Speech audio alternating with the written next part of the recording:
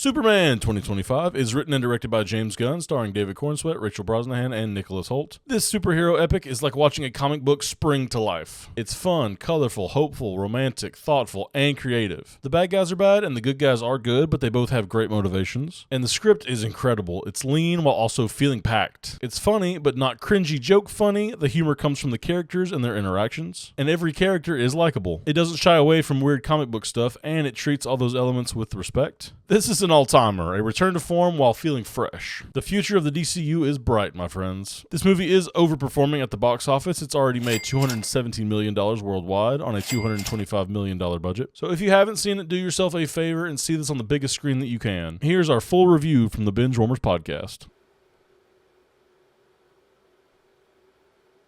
Welcome back to Binge Warmers. My name is Hopper, the crypto walker. And I'm Homelander, the real Superman.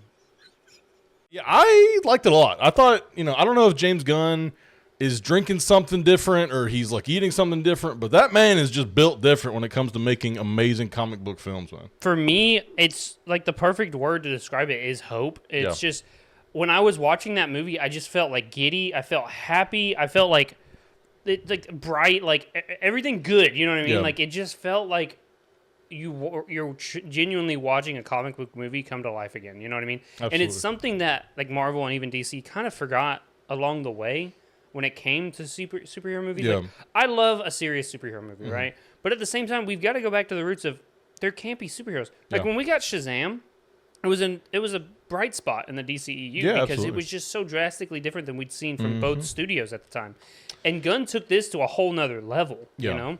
Like, which, granted, Shazam had a way lower budget for what they were trying to do. But it just, everything about it it felt so happy. I just felt so good watching it. It was fun, good, like your Saturday morning cartoon put into a movie, And it felt, even beyond that, it felt like a comic book. Yes, like, dude. Even like down to the pacing. It felt very much like this was one panel and now we're moving to the next panel. We're getting through this, I think some takeaway characters for me were Nicholas Hoult and Mr. Terrific. I would even say like Crypto steals the show. Yes, I think Lois Lane kind of steals the show. Yeah. Superman is fun and he's good to watch, and I think he's my favorite character, but at the same time, everything else around him is very interesting as well, I love the Justice Gang. Yeah. Guy Gardner, I'm sorry, I didn't understand your game, Oh, really? You're not expecting him to be like a standout? No. Well, like there's a scene that we see in the trailers that seems like predatory, like threatening, and then when you actually see it in the movie, it's not. It's a consoling scene, and I'm like, oh, okay, yeah, you know what? We're with you, bro. Yeah, we're totally with you.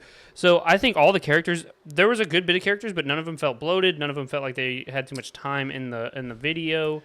I would say that may be a criticism for me, is like there may be a little too many characters, and the characters that I kind of wanted to have more screen time couldn't because we're focused on other stuff. But like at the same time, it's very lean. Like there's a lot of it's just quick, I think is the word for it. Yeah. Like lean as in like it's tight writing. Like everything's written really well and tight, but like it's at a breakneck pace. Like it's going very fast. Like even you get the small Daily Planet characters. Like they brought in Steve, and ever since my adventures with Superman, Steve has just been one of my favorite characters to see on any type of screen. I just love that we're getting like that cast, like Cat Grant and Lois Lane, Jimmy Olsen. Yeah. Just all these like great characters that like normally like Zack Snyder didn't focus on that. No, not at all. I don't remember too much about like the originals. I think they were more so a thing, but it was mainly like Lois Lane and Superman. Yeah.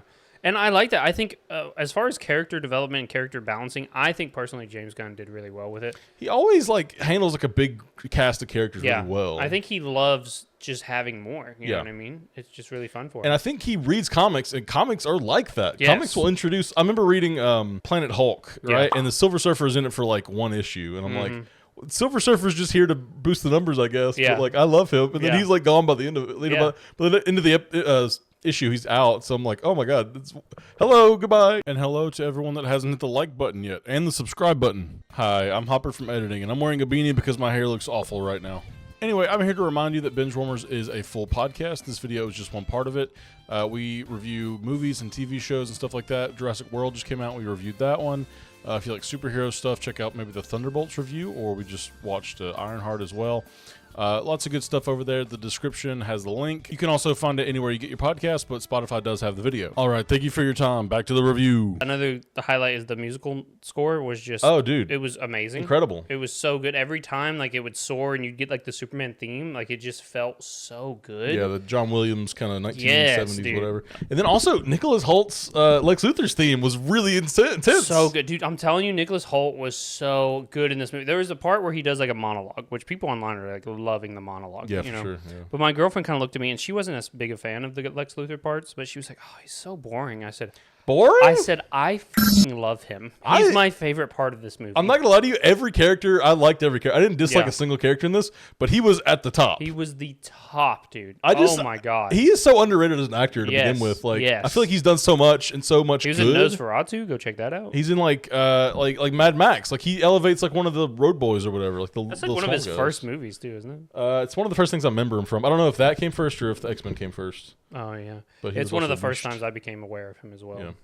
I was like, oh, I was not familiar with your game, but like, oh my God, he's amazing. He's so good, dude. And there was a famous like Samuel L. Jackson interview he did because he thought he was reading for Django in the Django movies. Yeah. But he's like, I didn't get the part. I'm playing the villain. And he was kind of bummed about it. Yeah. But he's like, well, now I get to do horrible stuff to the guy that got the role I wanted. He just called me, told me he wrote a Western. He wanted me to read Steven. I complained about being 15 years too old to be Django. It also gave me an opportunity to do really nasty to the person that got the role that I thought I should have had. It's the same thing with Nicholas Hoult. He wanted the role of Superman so bad. He tried out for it? Yeah, and then apparently because I watched all the interviews and stuff. I'm big into this.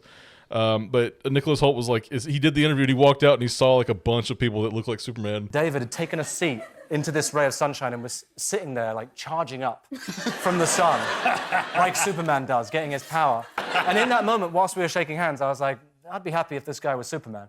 Do you want to play Lex Luthor and bring that hate to set that you're feeling? I haven't stopped hating ever since. It worked out in the end, but like, I mean, that's just really interesting. I think he's way better as Lex than he would be as Superman. I think he could do it against Superman, but I think for this portrayal, like he was perfect for that Lex. Absolutely. Incredible. And so good. I might say this is the best Lex ever put to film. Yeah. Talking about like the feeling of the movie too, I saw this review on Rotten Tomatoes and it perfectly sums up what I was saying too. This one's from Glenn Weldon from NPR. He goes, it makes you want to cheer. That's it. That's the secret ingredient that's been missing from so many superhero stories for so long, is that you just want to cheer along with them. And that's every time he did something, I was just like, I was wanting to clap with him. You know what I mean? Yeah.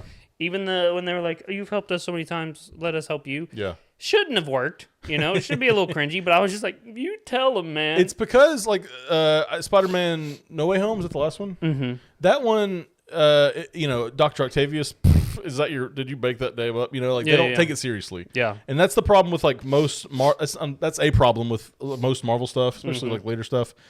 Or maybe even earlier stuff. I don't know. They never take it seriously. It's like we're doing the name, but we're not gonna ever use the name. But that's my name. Yeah, and we're just making fun of it the whole time. Like it's a joke. Like it's a stupid thing. In this, it's like there's a couple times where it's like you kind of laugh at this, like the absurdness of the scene, but it's never making fun of the characters or what they're about or who they are in like a typical Marvel thing. And even like the DC stuff, like Batman saying like, "Oh, you're fast," like or just, he's like, "Oh," and simplifying things that don't need to be right. It's just like, okay, we're kind of dumbing this down for the audience. The audience understands, and I think they're able to suspend their disbelief to enjoy a superhero movie. Yeah, absolutely. And like, you really want like this world, especially like if you understand the world, you can be serious with your goofy 100%, premises. 100%. And I think to me that's the perfect comic book tone because like Shazam got that, Tobey Maguire Spider-Man got that, a lot of like the Chris Reeve Superman got that. It's just like if you understand your characters and you do goofy things, but in a sincere way, it's likable. And it's maybe corny and cheesy, but like that's what I like. That's what we're here for, man. Absolutely. Make us feel like a kid again, you know?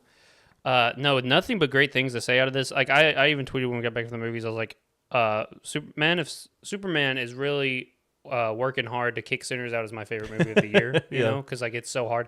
Like those are the only two movies 10 out of 10 I've put out. Yeah. Or I've watched, you know, and consumed were those two. And I agree. I will back that 100% if anyone asks me. Superman was a 10 out of 10 movie for me. I think I liked it better than Sinners. Yeah. It's, I guess because it's more comic booky, you know, and it's more fun. I think it's more rewatchable. That's the end of the thing. I mean, Sinners is going to be infinitely rewatchable as well. Yeah. But I'll probably end up going back to this more.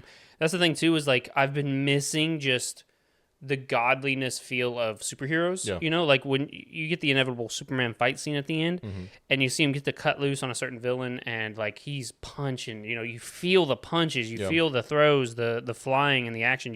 You feel it all. It feels like a superhero fighting. You know what I mean? Like the punches. I was going to bring that up too. There's a lot of like impact on the punches because like even like Mr. Terrific. There's an incredible fight scene with him, by the way. A terrific fight scene. Even, you know? That's a fair point. That's a fair play point. Fair play point. Do you know the story behind the fair play? Is that like a band or what was that? I know there's a story of why it's there. I just can't remember. To be honest, I've only ever read Mr. Terrific in crossover stuff. I've never read him in like his own comic or anything, so I don't have a clue. But there was one punch, like the first punch he throws. Yes. It like feels like a superhero punch. Like it's like a big meaty like weight. And everything about him, he's just like calm, cool. He's just like. There's one point he's like, I don't need your help. I'm Mr. Terrific. You know what I mean? And when he shows up to do that fight scene that we see, like he doesn't even break a sweat, man. He's just like, yeah, I'm here. And you think, oh, he's just the tech guy, but then he can throw down. You know? Well, they say that one of the people that he fights against is like, oh, it's just the tech guy from the Justice Gang. No big deal. You know. But you have like the three different the attitudes when it comes to the Justice Gang. You've got Guy Gardner, who's in for the fame, the fortune, and the recognition. You've got Hawk Girl, who's just kind of like, this is lame, but I'll be here kind of thing. I like to fight a little bit. And then you got Mr. Terrific, who seems to be the one with the most conscience of like, okay, let's help people, let's be good people, but he doesn't like. He doesn't care about emotions because Lois is kind of like venting to him at one point about some like relationship stuff, and he's just like, I don't really care about this. Like, you don't need to tell me about this. Yeah, so he belongs in the Justice Gang because he's a little in the gray area, but at the end of the day, he wants to do right and he wants to do good. And I end up liking the Justice Gang in this movie so much more than I thought I was gonna do. Yeah, I mean, like these three characters, I think Hawk Girl. I think this is Kendra Hall instead of Shaira. If anyone knows the lore, the problem with the Hawk people is they've been retconned like a million times. They've got two different lores of being Thanagarians and being these reincarnated spirits throughout time. So, and then they just, like you said, I think they just split them into two different people. Maybe. I don't even know. Like, I mean, I'm sure in this universe there'll be one person. I don't know if they're ever going to introduce Thanagar or Thanagarians or whatever. Yeah. But like Brandon, our buddy, that he was like, I don't think he's as tuned in as we are. Yeah. But he's like, yeah, I did some research. She's like a reincarnated lady or whatever. And I'm like, oh yeah, she's also like a weird alien thing. Yeah, like it's kind of confused. Yeah, whichever issue you want to read is how it is. Yeah. But I really enjoyed her. Caleb had a gripe where he was like, I'm tired of the screaming. Can you stop screaming every time? She was very like every time she flew around, she like hawk screamed. Yeah, and it's like, weird. If that could hurt like Banshee or I was kind of thinking it might. Yeah. Or like who's the girl? Black Canary. Maybe, sure. Go for it. But if not, it does get a little old. Crypto stole the show, I think, every time he was in the shot. Yeah. Like, a real dog, by the way. Looks perfectly real to me. Yeah, Des, is that a real dog? I said, no, that's CGI. She goes, oh, wow. If you bring your grandma to this, she'll 100% think it's a real dog. Yeah. And it puts you into, if you have like a more like energetic dog like I do, like I have an Australian Shepherd, and I'm just like, I see my dog like all day in this dog. You know what I mean? It's like it looks exactly like James Gunn's dog he has. I think his name's People like were on him for that, dude. They were like, he's supposed to be a lab, you know, like a muscled up lab, and you've got this weird weak one. And I'm like, it's a dog, dude. It's also not weak at all if you've seen the movie. He's super strong, dude. He's crazy strong. He's fun. You get a little bit of... I forgot all about Metamorpho being in this movie. Yeah, incredible. Until I saw him again, because I'd only seen like the first few trailers like that came out like a year ago. He was not really focused on in the trailers, really. I don't think he was even in the trailers. I think I saw like the pictures, the still shots. I think there was one or two frames. Like it was kind of that shot where he's like looking down at his whatever. Like it was kind of a close-up shot. I love him. I think that was super fun. I've always loved that character and the idea for that character. Yeah, I always thought he was like a Brooklyn guy though. He had like an accent when it comes to like the Batman and the Outcast or whatever. His name is like Rex, so it kind of feels like he's more of a kind of a rough Brooklyn kind of guy. There's a lot of like reportery stuff in this, like PR stuff. Yeah. I don't know. I kind of missed that from like other superhero stuff of like the side cast because Superman is only as important to me at least as like Lois Lane and Jimmy Olsen and the rest of like the people in his story. It's not just like you can't have Batman without like Alfred and Robin and all the rest of them too. You know what I mean? Like it feels like we're finally, when we get around to that Batman thing, we're finally going to get some of the other interesting, like Bat Family. Yes. So it's good to have like the Planet, the Daily Planet, you know, cast just being there, even if they're not like super focused on. It's good to have them just. Which I think is good that they're not super focused on. It just fleshes out your world when you see them. We have this when we talk about the last 3 episodes of Ironheart. They show us a scene I thought was going to be a one-off, and then she ended up being in the rest of it, where they go into a magic place, and it turns out to be a real magic place. And they help her do a spell real quick, and then they leave. And I was like, I love that. Don't bring them back. They did. Kind of messed me up. But when I was watching, I was like, I love that. That it's just showing that your world has magic and superheroes and people in it that aren't part of the story. They're just there. You know what I mean? And that's what I feel like James Gunn did really well with his side characters. You know? Yeah, absolutely. And he always does. James Gunn is 10 for 10. Yeah. With his, I think it's only five. Yeah. 3 Guardians, and then Suicide, and Superman. You got Creature Commandos as a show, which I think is the weakest thing he's done. But I think he just wrote. I don't think he actually. Yeah. I mean, it's animation anyway. He didn't direct. Then we got Peacemaker. Oh, Peacemaker's really good too. Oh my god. Peacemaker's really good. Season 2 is going to be amazing. I think. Yeah. Oh yeah, it's coming out in August, I think. I think so. Something around there. Yeah. Yeah. So I'm excited for that. I think if someone asked me to go watch, if you hit me up a couple of days from now and said, "Hey, you want to go watch this movie with me again?" I would go watch it again. That's I think it is. I think it's good enough on for a second, third rewatch in theaters. Yeah. I can't stress it enough, guys. Please, please, please go watch this movie in the theaters. It's so good in IMAX if you can. We weren't able to, but I've heard it's really good in IMAX. And this is the first DC Studios movie. This is not technically Warner Brothers. Warner Brothers had made the rest of them. But I guess for this, DC Studios is its own thing. It's under Warner Brothers, obviously. Yeah. But it's not answering to Warner Brothers. They're letting them just make the movies. It really captures who Superman is, I think. Yeah. You know? It's very good. I mean, there's some changes, I guess. Yeah. To his backstory. Yeah, which we can get to in the spoiler. Yeah, but I'm just that doesn't change who he is or how he does or whatever. I'm not a fan of that change. If I had to critique anything, that's probably the biggest thing I was not a fan of. But we're gonna go ahead and do spoilers, I guess. Yeah. Go see it. Obviously, 10 out of 10 for me. 10 out of 10 for you. 10 out of 10. So go see it. I think it's better on the big screen, obviously. Yeah. And if you see it on streaming, it's probably not going to hit the same. No, not It'll still be amazing, It'll obviously. still be awesome, yeah. I bet this will be number 1 on Max for several weeks or whatever. Yeah. But so we do get this reoccurring thing where Superman, Clark Kent, sees a message from his parents where it's telling him do good, be a good person, lead the people of Earth kind of thing. And the second half had been damaged and he never heard it. Well, they were able to repair it and it basically retcons Jor-El and the wife and the mom. I'm gonna say it's not a retcon since it's this new universe. Yeah, it's just its own. This is its thing. Well, retcon from a comic book kind of thing.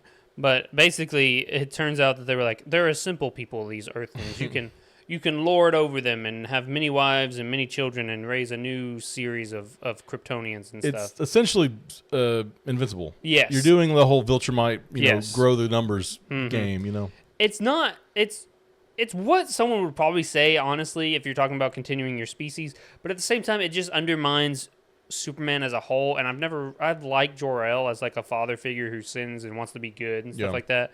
So to see that change, I wasn't the biggest fan of it. It's not bad. It's a creative choice. Yeah. One just I don't agree with kind of thing, I think it is sort of inspired by Invincible, whether intentional or not. Right. This movie does reference back to Superman parodies, like The Boys and Invincible. Right. The Boys being Ultraman, who's this character that's kind of in all black in the comic. Definitely looks like Black Noir. Right. And then to that point, even in the comics, Black Noir is a clone of Homelander designed to kill Homelander. So it all kind of full circles there.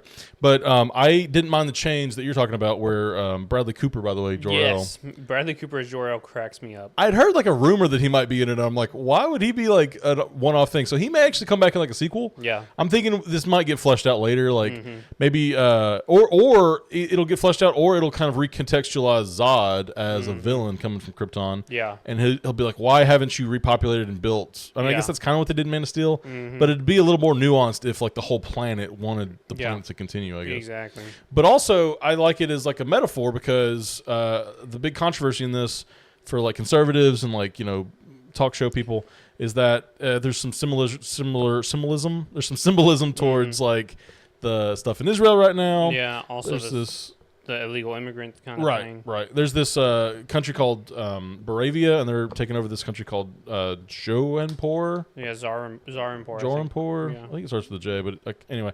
But it's it's sort of like the Israel thing going on, and Moravia is this ally to the U.S., and Superman goes and stops this war because obviously the people of Moravia were the warlords, and they're trying to take over the land that was whatever. And, it's sort of just kind of gray area. It's not like Superman knows exactly this is perfectly right. I mean, to him it is right because people are going to die. Yeah, stopping the death. Yeah. And that really sums up Superman. I was talking about it on the way home, was that he didn't care whose side was technically right, whose side was wrong. All he cared about was people were going to die, and he had a chance to stop what he thought was needless death. And to be fair, like Lois kind of interviews him. We see that a little bit in the trailer too. Yeah. She is an amazing reporter because she doesn't put her facts into or put her feelings into it. It's all just like, well, here's what the U.S. is saying, and here's what this is. What do you like? How are you responding to this? And I think he gets a little emotional because like he is more like and they're so opposite of characters because she is so like 3 steps ahead, and I feel like he lives in the moment. Yeah. And I've heard Rachel Brosnahan, who plays Lois Lane, she talked about that as well. And then we can get in the romance hole later too. Yeah. But at the moment, like this whole conflict, right, of like a ruling class and like a lower class, like trying to get invaded and take over, that kind of references back to his own origin. Because if you're looking at it like he's from Baravia, but he's trying to save the people of Jarnpur or whatever. Like, I feel like it really deepens the character a little bit. Because, like, he's supposed to be the one to kind of come and conquer, but he's still, like, saving the little people. Yeah. The people with, like, that don't have tanks and missiles and planes. That one guy had a cinder block. yeah, right. Des was like, that'd be me. That'd be me. I'd pick up a cactus and wave it around. It was so funny. And the other thing I was going to talk about, because I've seen it online, and someone brought it up in our Discord, and my girlfriend even asked me about it, and it's being blown way out of proportion. There's, like, this reporter who was, like, really pressing both Guns about, like, oh, do you think this is symbolism to immigrants? Are you pro anti-immigrants? All the stuff that's happening in the U.S. right now, and you can tell the Guns were like, that may be something you can take from it, but we're preaching a story about love and acceptance and stuff. That's not really what we're talking about. But the guy kept pressing him. He goes, yeah, I guess if you're against illegal immigrants, you're against Superman because he's technically an illegal immigrant. Yeah. But that got blown out of proportion. Some people from MAGA got mad, and then the news blew it up to like, all of MAGA's mad about it. Yeah. It's the media just trying to get a bunch of clicks and views and blowing things way out of proportion. I think the exact same thing happened with the Joker movie that came out. Yeah. Which it did really well in the box office as well. But it was one of those, like, this movie is degenerate and it's going to turn your son into an incel and it's going to make them, like, really radicalized. And it's like, when you watch it, it's just like a sad man in a clown outfit. Like, who's just down on his luck. He's, like, not supposed to be, like, an idol. Like, no one idolizes the Joker in that movie, you know what I mean? Yeah. And it's getting, I should say no one from real life idolizes the Joker. Exactly. So it's getting blown way out of proportion. If you guys have heard that, don't take any need of it. No, I would say, and too, like every time there's like a political movie like this, or there's a political thing around a movie, see it for yourself. And I've seen a couple people like just saying don't go see it because it's potentially there's some symbolism. You watch it. If you want to take that symbolism, you can, but it's not in your face and outright just saying, like, this is what we as directors and creators think we should. I'll do you one further. Lex Luthor created the conflict. So you could say, like, he is evil enough to make the conflict. There wasn't really a conflict until he stepped in and started it. You know what I mean? Exactly. Oh, man. But, yeah, Lex gets a monologue later that's just like one to go down in the history books. You know what I mean? Yeah.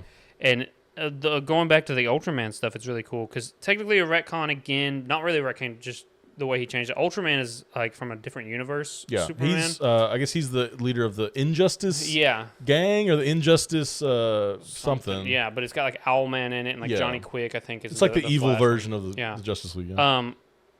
But what James Gunn had him was more of like a Superman Prime / Bizarro type. Cyborg Superman almost. Yeah, kind of thing. I'm guessing he'll turn into Bizarro. I don't think we'll see the last of him. He got shunted into like a black hole, so I'm assuming he'll come back as something, whether that's like, I don't know how his heat vision's going to turn into like heat breath or whatever, but it could happen. Yeah. So really cool though when you see Ultraman, which you're kind of led to believe that from the beginning. You know, he poses as the Hammer of Baravia to like incite violence and stuff, and then you come out and it's Ultraman, and you're like, okay, we all know who Ultraman is. Well, my girlfriend didn't know. She's like, "Who's that?" And I was like, "Just wait, it'll show." I think it clicked for me when they were in like very early in the movie. They're walking up to the Fortress of Solitude, and it opens up for them. And I'm like, okay, so that's definitely a Superman. It's got to be a Superman clone, you know.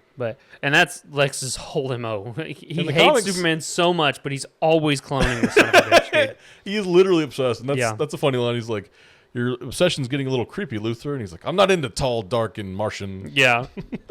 Oh, and like, so Luthor has this whole pocket dimension. Yeah, that's crazy, which is so dude. sick. He's got like a whole army of monkeys. Okay, I laughed a lot during this movie. That made me laugh. It made me piss myself. But they're just typing hate on like online social media forums. Hashtag super. Super. He's like, that was you. I should have known. I love that because he gets so upset. Lois is like, oh, you get some bad attention online. And she like kind of in passing is like super. Yeah. Like, you know that specifically upsets me. Yeah. Why would you bring that up? The 1-2 punch of there's monkeys typing online hate speech, and then there's automated squirrels because they kidnapped Crypto and put him in there too. I was crying laughing that he's like, how do you subdue a super dog? You make him chase super squirrels. I was like, what the are you doing? Yeah, dude. But you also felt so bad too. You know what I mean? Because he's like, oh, we're gonna put him down after we've gotten everything we can from him. He also has like he has like a name, but it's like this like weird white Martian looking like creepy man. I thought it was a white Martian for a second. It may be, you know, but like he called him somebody who's like Mr. Thomas, or he has like a very specific name. It was like, what are you doing, Lex? And this shows how evil Lex is. At one point, he finally convinces the U.S. government to arrest Superman, and Superman gives himself up, not knowing that he's going to this pocket dimension to get tortured under kryptonite. And he gives himself up to look for the dog. Yeah. It's so precious, yes. So Lex starts interrogating him, but he brings the guy who had helped Superman in the beginning, some falafel man. He gave Superman falafel one time. Mali. Yeah, and he like does the Russian roulette thing with the gun, and he like points it at him, and he says, answer this question. And then he shoots, nothing happens. He goes, okay, well, we're going to do it again. Second time, kills the guy. Yeah. And that's so evil. You know, I did not expect that. And then he goes, oh, wow, that happened a lot quicker than I expected. That's how you build stakes and build, like, suspense and make a really good villain. Yeah. It's like, make him super hateable, you know? Yes, and 100%. If I saw something online that said something similar, but I was thinking the same thing. If this is how big of a hater Lex is to Superman, I can't wait to see Reverse Flash in Flash. Because Reverse Flash is historically known for hating the Flash. You know Goes back in time to kill the guy's kill the guy's mom and put the guy's dad in prison. Yes, dude. And jerk him off before his first date, dude. It was me, Barry. It was me all along. But I can't wait to see what James Gunn does with that IP as well. But the pocket dimension is crazy. Mr. Terrific was like, only a complete narcissist would build something like this. If you're off even just a centimeter, you create a black hole where Earth used to be, and you run that risk every time you activate a portal. Yep. And Lex is doing it just to go across the world, you know? Blows my mind. There's so much to talk about because just when you saying that, I was like, oh my God, we can talk about Mr. Terrific fight scene. We can talk about the kaiju. Yes, we can talk about like all the different. So sad about the kaiju, honestly. I know, because Superman's, so there's a big kaiju thing in the trailers, you'll see a bunch, and that is like a distraction because they need Superman away from the Fortress of Solitude while they're stealing the message. Yeah. And repairing the message. Also the engineer and like all that crazy stuff. But anyway, they're like, you know, they set this little creature out, and I guess Lex made this. I don't know where they found this. He may have found it. He's talking about going to different dimensions. Yeah, I guess so. But he it's like this little He's got guy, aliens and an army of monkeys, like the Wicked Witch of the West. Yes, dude. But like with like online trolling. Yes, dude. With this little monster, like it turns into this big kaiju, obviously, and it doesn't really do much damage. No. Another part I love about Superman in this movie is he's always concerned with the citizen. Yes, he's always thinking of other people in the scenario before he saved himself. a squirrel, man. There was a little squirrel and he saved it. Yeah, that's Superman, dude. That's my Superman. Exactly. I remember people saying like in early reviews, "Oh, he saves cats out of trees," but I think that was metaphorically. I was like, he didn't save any cats. He saved a squirrel. Yeah, and but it's what you want out of a superhero movie. Absolutely. Looking out for the little guy while fighting the big bad. He's even worried about the big bad. He doesn't want them to kill the big kaiju. And what one movie series that we've always gotten this from were the Spider-Man movies until the Tom Hollands. You know, Andrew Garfield's, Sam Raimi's ones. They always big bad, but they were always helping the little guy. You know what I mean? And those are really the only movies that we've seen that do that anymore, you know? Yeah, I mean, I'm sure there's other examples. Like, I think Thunderbolts recently, they were saving people like at the very end of it. But like we were recapturing some of the magic. But it's few and far between, you know? It also just makes fights more interesting when there's like a huge kaiju, but you're more focused on like people dying. Yes, you know what dude. I mean? Like when he punches them and then he runs around him to catch him, you know, to make sure he doesn't go into a building. Like he does this really crazy move where he like goes up way in the sky and then he comes like almost like cannonballs under the guy's head. Yes, dude. So awesome. And that's when you get like you know, the Justice Gang shows up and they're just straight up being brutes to him. Yeah, like, they're going for the eyeballs and everything. And Guy Gardner's get this thing that pries his eyeball open and just starts punching it over and over and over again. Hot girl like sticks her mace in the guy's eye, and it's just like stuck there. And she's like, "I'm getting blinked to death," but the guy's just like, "I made mittens," and you had putting mittens on him He's like Green Lantern mittens. He's like, "I made mittens. What do you want?" There's another scene where like Lois. Yeah. Oh, I said Lois and thought Family Guy, and I was like, that's not her name. Hey, Lois. Lois and Superman are talking, and you can see out in the distance, there's a big, like, it was just a interdimensional imp. They've got it.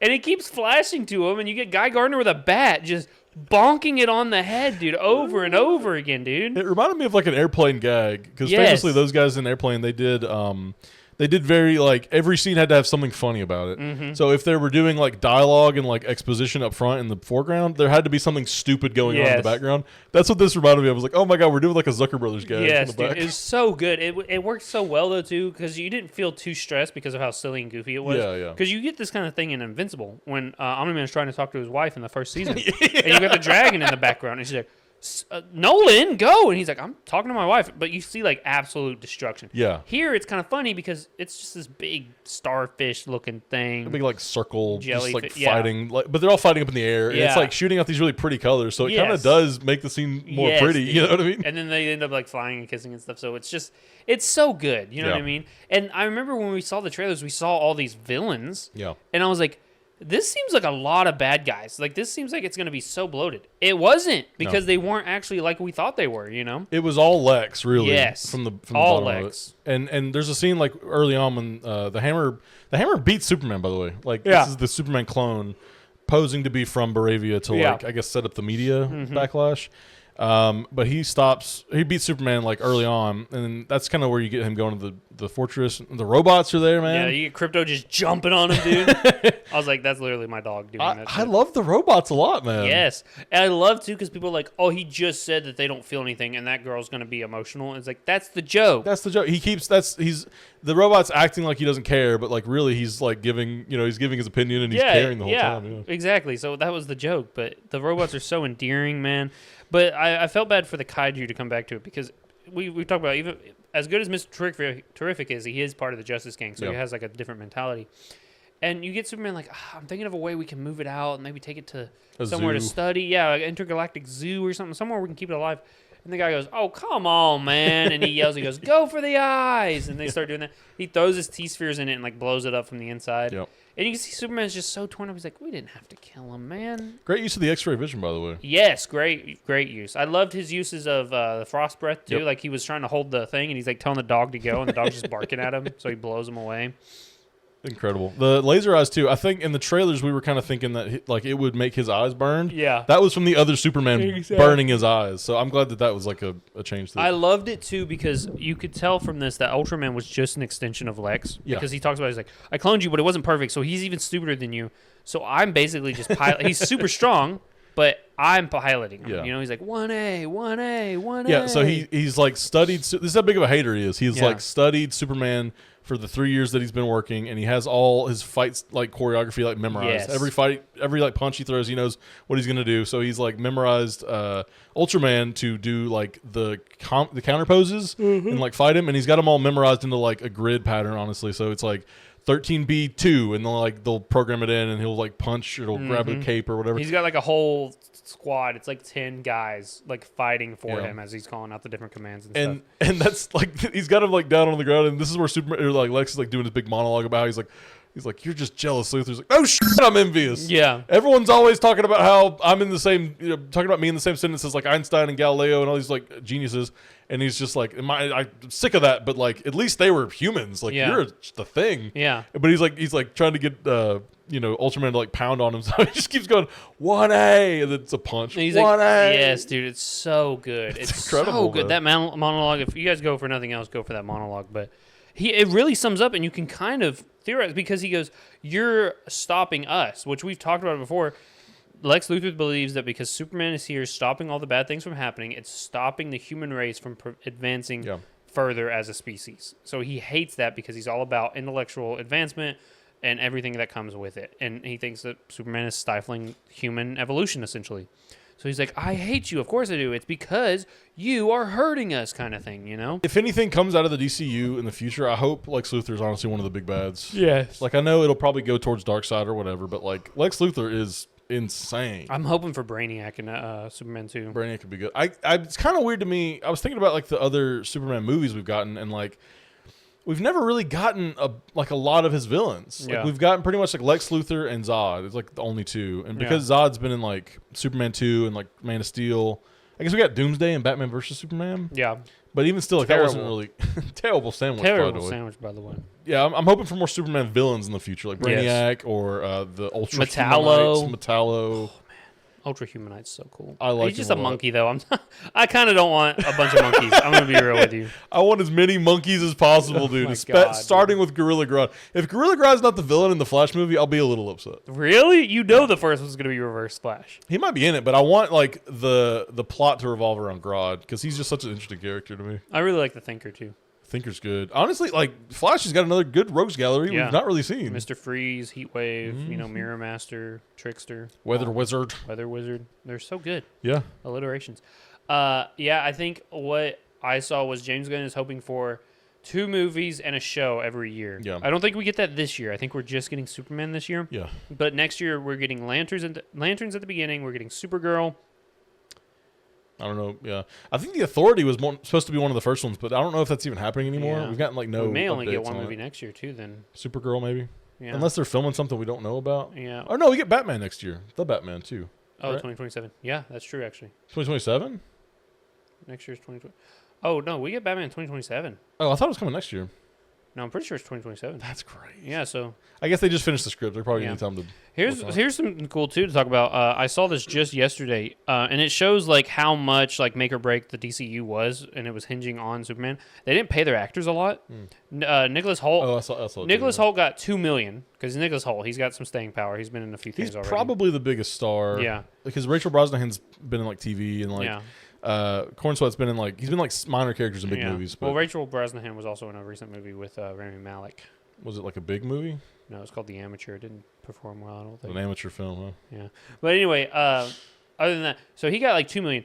Corenswet only got $750,000, which you say only, but you take that into the main account. guy. Yeah, he's Superman. Yeah. You think anyone who plays Superman's getting millions of dollars, and then Rachel Brosnahan I think got like $650 or $600. No, I think Rachel and David got paid the same amount. Oh, I'm saying their first names like I know them. Are you sure? Yeah, that's from what put that number. I think it was $750 for both those, and I think he got like $2 million for Lex. So you can tell like the studio did not want to pay because I'm sure James Gunn probably would have paid him more if he could have. I think it was the same for the first Iron Man. Like I think the actor's name for War Machine or Rhodey. Yeah. I forget his name, but he made like a lot more than Robert Downey. And then when it came to the second movie, they were like, okay, we're going to pay you like a lot less now since Robert Downey's like an established superhero.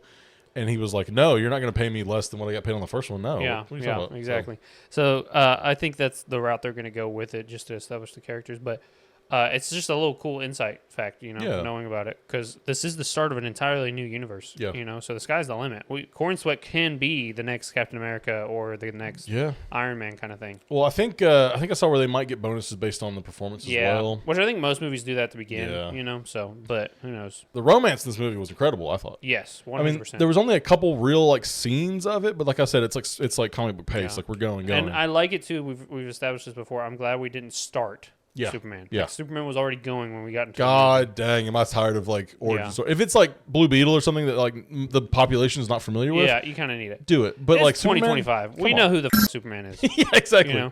So they'd been together for about 3 months, which by the end of it, all of the people that the planet, they don't know that her and Clark are dating. Superman's like, would you like an interview? And Perry's like, so how long they been hooking up? And they're like, about 3 months now, or something like that. So it's like, okay, so most people are going to think she's dating Superman, so her and Clark. I feel like that's going to be very confusing down the road. Probably. We'll just have to see. I think there's a lot of like in the old movie. I think it was like a Superman, Lois, Clark love triangle. Yes. So like that's kind of fun. Yeah. You know what I mean? But the love is so good because you get her. She's a realist. She's down to earth, hard hitting. She was like, I'm punk rock, kind of thing.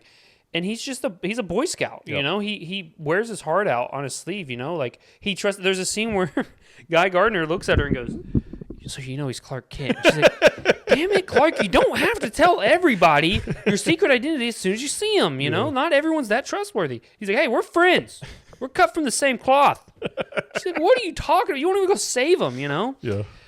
But you can see that, and she gives him gruff too, because he even says, "I'm punk rock. I like this or that," and she goes, "Those bands are terrible." And he's like, "Some people think that they're really good. I don't know." And she like sees the poster in his room, and she's like, "Oh dang," kind of thing. It's a sweet thing, man. It's so good. And like, I don't like most. I'm trying to think of another superhero romance. Maybe Pepper and Tony are pretty good. Yeah. Andrew Garfield, Emma Stone. Oh, that's good too. But peak. Like MCU relationships, I can't really think of. Like maybe Tom Holland and Zendaya by the last one, but even then, like maybe Bruce and Natasha. That was a really good one. I didn't like that. No, that was terrible. It was god awful. They don't really have a lot of romances in Marvel. But like that's pretty iconic to Superman's characters that him and Lois are together. I mean, and for them to be on the rocks a little bit, yes, because when he's doing interviews with Superman as Clark Kent, which is sort of unethical. A little bit. Sure. But I'm sure in his head he's like, oh yeah, I'm just interviewing Superman. Yeah, he doesn't think about that. Right. But she's like a real like she's an actual like reporter. Like it feels like she's really on her shit. She knows her facts and stuff. So there's even a part like of her reporting where the literal crater is coming, the chasm, and she's sitting there with a big board talking to Perry, and they're both just chilling. She's like, so Lex has been doing this and this, and he's just sitting there with a cigar in his mouth, like, okay. Yeah, let's run that. Can we run that? What's so funny to me too is like they've probably been through a million life-ending events or world-ending events, so they're just like all chill about it. We're just gonna give the facts, like we're telling the story as we have it, and so they're like, "Oh, you got that little Terrific mobile? Lois has been like commandeered Mr. Terrific's space, spaceship or whatever." So they're flying around like while the city's ending, and they're just like typing out. Well, he goes, "That's seat 5? Oh, it's seat 6. Okay, Steve, you can come too." But it doesn't. Steve's like, "Yeah." He's like, "Why isn't there a chair?" I love to. They bring some no-name guy, like Beck Bennett. Oh, is he not no-name? He's a SNL alum. Okay, what's his character though? Steve Lombard? No, the fucking other guy they bring in. There's a black guy that shows up in the. He's like a no-name guy. Yeah. And Perry picked him before he picked Steve, which really cracked me up because everyone hates Steve but loves him at the same time. You know Kat Grant's in this. I think Kat and Steve are kind of hooking up. There's a part where like Kat's like talking to Lois about whatever, and there's like a kaiju fight on screen, so she's more paying attention to that. But Kat's like talking about how she's like, oh yeah, 7-second Steve. Yeah, like, I love that, dude. She's just uninterested, like, yeah, okay. Yeah. Like she's just it's so funny. Dude. And Jimmy Olsen, he stole the show from me too. He's a sex icon, dude. He's like the CEO of sex now. Yeah, there's a new CEO of sex. And it's Jimmy Olsen. But he was like every like hot girl in the movie was like really into him. Yeah. Lex Luthor's girlfriend, apparently they had dated. In his phone, he had her as mutant toes. Yes, dude. He's like, you said my toes look like he spilled shrimp cocktail on the floor. He's like, you can't help that. It's your toes, you know? He said the response to that was like, he's like, I'm sure there's many parts of you that other people would find attractive. Yeah. And she wasn't unattractive. She was a very attractive baddie. Yes. And he was like, I don't know, he's like, I could do better. Well, Lois is like seeing the photos. She's a good character too because she's playing dumb, but she's like getting dirt on Lex. Yeah, assumably because he's like locking up his ex-girlfriends. Yeah, he locked up an ex-girlfriend because she wrote a bad blog about him. He's very conceited. But she's like, he throws the cups on the ground. He's like, pick it up. Makes people pick it up, and as he's talking and they finish picking up, he knocks something else over. Dude, what a hater! Just an absolute hater. But she's like feigning as like, I'm taking sexy selfies, but she's really getting details to like blackmail him in the future. So she sends all that to Jimmy, and then Lois is basically like, "What? Like, how do you do it, Jimmy? Like, how do you do this?" And so he's just like, "Oh, well, or no, what does he say? He's like, "Oh, you think she's attractive?" Like he was like, "Really?" He's like, "I didn't even notice."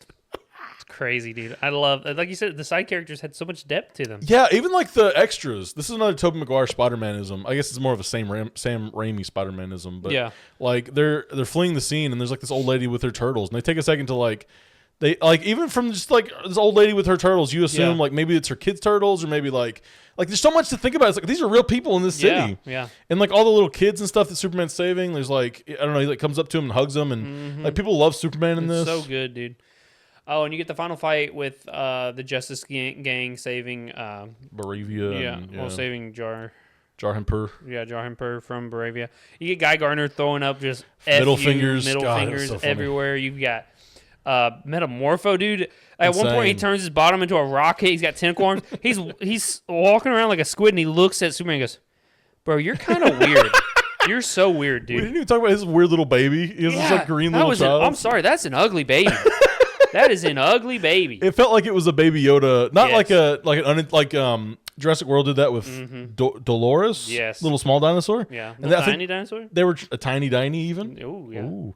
They were trying to do like a baby. They were trying to capture that baby Groot, baby Yoda like energy. Just the magic of the aw. But it didn't get there for me. I think James Gunn was like, well, let's put a little spin on it. No, I think he just makes weird little characters and then they become franchisable. Yeah. I didn't really feel like any of the greediness in this. It felt just like a natural thing. Baby Groot was not supposed to be franchisable. No, not It was really. going to be a one-off thing, and then people loved it so much, they're like, okay, I guess he's going to be Baby Groot for a while. I guess we've made a little cartoon TV show about Baby Yes. Groot. Yeah. They were like, oh, you like that? And they were like, we love this. And he's like, oh, okay, let's go for it then. Good, yeah. But then there's so much to talk about, bro. Because we haven't really talked about like the engineer and like how she like trying to suffocate Superman with the nanites. Dude. How she's like ready for the costume. Like I gave my life. Yeah, to stop man. aliens. Like he's Superman. Just so good. It's just there's so much. I don't think we can talk much more about most of it. I've got a lot. Well, even like the negatives we can talk about. Yeah, let's talk a few critiques and then probably wrap up. Just so people. We've been going for a while, but yeah. I mean, it's just so much to talk about. I think every scene I had something to say about. Yes, really, dude. like, That's why when you were asking me last night, we were like thumbs up. I said,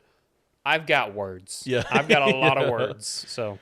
Yeah, let's talk some critiques, and then I think we'll wrap up, and you guys go make your own opinions for it. Right. So the Kents, I think they were kind of underused. Yes. Even though we know the story of the Kents, it would have maybe helped a little bit just have a couple more scenes with them in They're there. so endearing. Yeah, they were good. They really were good. so good as Ma and Pa. Yeah. That it's like, please give us a little more. Yeah. You know. My girlfriend was actually glad because we've been on the farm for so long, for many different movies and shows and stuff, that she was like, I'm glad we weren't in Kansas for as long as we were. Yeah, I mean, like I think the way like some other filmmaker might have done this is like put the whole like first third in Kansas and do like the Smallville stuff. Yeah. But like you don't need that. You don't need it. We've had it so many times. Yeah. But he does it in such a way that we're like, hey, can you Can we give get us more a little more of that, stuff? please? Let's get a little more. Well, there's a lot of different dynamics at play because like Superman's hurt. This is the first real time they've seen him hurt. The Kents. You've also got Lois meeting them for the first time, and like That's a big deal. Yeah, they're kind of on the rocks too, like Lois and Superman. So like you don't, they're kind of like, oh, meeting the parents, but we're kind of in this. Yeah. Like she was about to break up with him like a couple days ago, and then you get the Ma and Pa Kent just like being really reassuring and sweet, and like Superman's got this whole thing about his real parents being evil or not even evil, but just like wanting him to conquer Earth. And so he's like kind of, I think when he first like lays down in the bed, he's like, Mom, they wanted me to rule the planet. Like he's just like really upset. Yeah, he's like, Mom, please take care of me. Make me feel better. And they just feel like real people too. They don't feel like it's awesome, dude. Kevin Costner and whoever was the mom, but like it's like not like Hollywood actors, they're just like people. Was the mom, dude. It was somebody. It was like a Hollywood actress, I believe. But yeah, they're so good. The touching moment where the dad's like, parents aren't here to tell you how to be. We're here to give you the tools to screw up, to grow up, and make your own decisions. And I'm just like, that's a beautiful moment. Yeah, it's awesome. I wouldn't think it was underplayed if they didn't end the movie in the way where he like in the beginning they sue them by showing his like Kryptonian parents' message. Yeah. But then like, at the end of the movie they sue them by just showing memories from his Kansas his Smallville bringing. Yeah. So if it wasn't ended like that, I wouldn't say it was underdone or underbaked, but because you make such an emphasis, let's see more of Mom and Pa, so we can get that same feeling. Exactly. And I did feel it. Like, don't get me wrong, it was still there for me. It was just I wanted a little bit more of it. That's the thing. There wasn't really criticisms like this is bad. It was just I wanted more of this. Yeah. I wanted more Justice Gang. I wanted more Hawk Girl. Yes. Who kills the guy, the president of the she thing. Goes, I'm not Superman. Drops him. Also, baddie. Transitions to the Alka-Seltzer thing going in the water. Love that. You get a little bit of Frank Grillo. Did you have any other critiques, though? I just think it moved fast, but like that's not even really a bad thing because I mean, it's a 2.5 hour long movie. You know, I think it was just 2 hours 9 minutes or something. Oh, I honestly could have watched a 3 hour movie of this. I was on the edge of my seat the whole time. I wasn't really. I didn't feel the length like at all. Yeah. Which is what she said. There you go. No, Frank Grillo, that whole thing. Like I think that was interesting, and I think there's more to come in the future. Well, I believe Creature Commandos is set chronologically after this. Oh, is it? So I think I believe James Gunn has said that. So that's when Secretary of Defense is like, "Are you still sure we don't need to worry about metahumans and stuff?" And it zooms in on Frank Grillo. I think that thing sets up. Okay, we're gonna have to do the Creature Commandos because I'm pretty sure it's set after the events of Superman. Is what James Gunn said. Okay, I guess it makes sense then. Editor will put it in if I'm right. Well, they're also doing Peacemaker season 2. Peacemaker's in this. He has a very funny couple lines. Michael Ian Black is like the reporter guy. He's one of my favorite like comedians of the early 2000s. I love Michael Ian Black. And then Chris is basically just saying like, oh yeah, real superheroes Not really. He's like, real superheroes hate me because like I'm more buff than them. You know? Yeah, He's, yeah, like, yeah. On screen talking crap. Love it, dude. Supergirl shows up at the end, by the way. Yeah, I love that. Another, like I'm saying, like there's so much crap to talk about here. Yeah, Superman's like, she just goes and parties on planets with red suns so that she can actually get drunk. Really excited to see that portrayal because she I'm seems so very excited. Like just troubled party girl. I know, but honestly, she was old enough to remember the destruction of Krypton. How do you deal with that? And if all of Krypton is like they want if they want the Superman to go like breed and have like a harem or whatever, Supergirl's gonna have that same feeling, wouldn't she? Yeah, and it's even harder on a girl because she's gonna have to birth all those kids that they want. It's a lot of pressure. Maybe like her movie is just kind of her rebelling against that because like, maybe she has like it more in her head that she needs to be doing that. Yeah, so it's definitely going to be an interesting take. I love the actress they've picked for her. I think she did really well in House of the Dragon. Millie Alcock, I think. Yes, and we'll see more of Crypto because apparently that's her dog. That's her dog. Yeah. I had no criticisms other than that change to the parents because I really like the parents. Yeah, I do think that might come back later, like because that felt a little bit like Peter's dad in Guardians 1. Mm-hmm. Like it was like, okay, we're getting elements of this, but we're not getting the full story until later. I think they might do Zod later and be like, okay, we're gonna flesh some of it out. Yeah.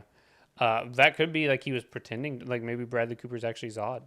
Ooh, or maybe he's like held under gunpoint or something. The only way they could get him out was if they gave that message or something. Yeah, so I'm excited to see that. That's my only critique, and that's not even from a movie making standpoint. It's just like a directive choice kind of thing.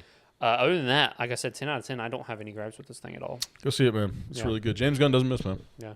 The gun wasn't jammed. The gun's firing at all cylinders. This was brought to you by Vought Industries.